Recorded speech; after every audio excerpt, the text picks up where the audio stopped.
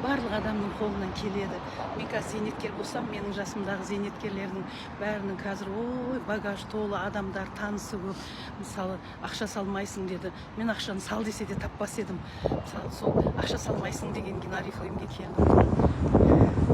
Бәрінің танысы көп, бәрі қолданады. Қарап тұрсаң, бәрі қолданады. Неге мен қолымнан келмеске, неге сатпасқа?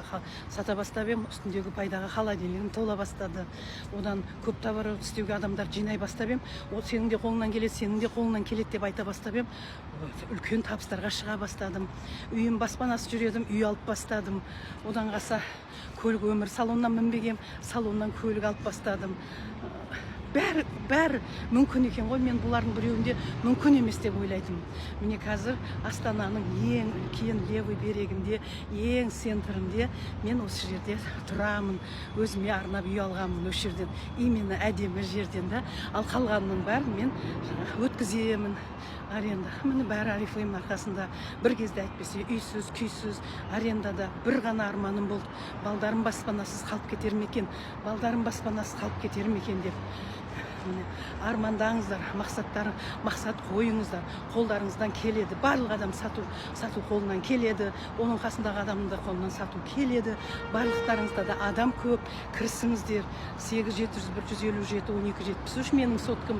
Жазыңыздар WhatsApp-қа. Үйрететін түгі де жоқ.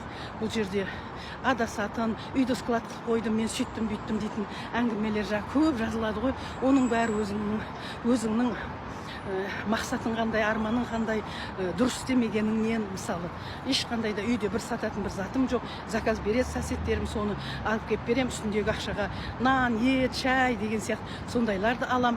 Ал команда жинап, ол командадан үлкен товар құрғаның үшін компания ақша береді, жылына 4 рет саяхатқа апарады, қалаған үйіңді, қалаған көліңді алып, міне сенде гүл-гүл жайнап, бос болуды ойлаңыздар. Бос болу деген сөз, міне зейнеттен немерелеріңізді тасисыздар, шетелге барасыздар, демаласыздар, кружоктарына апарасыздар.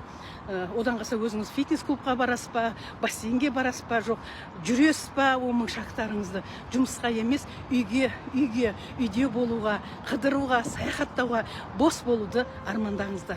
Мақсат қылыңыздар алға қойып.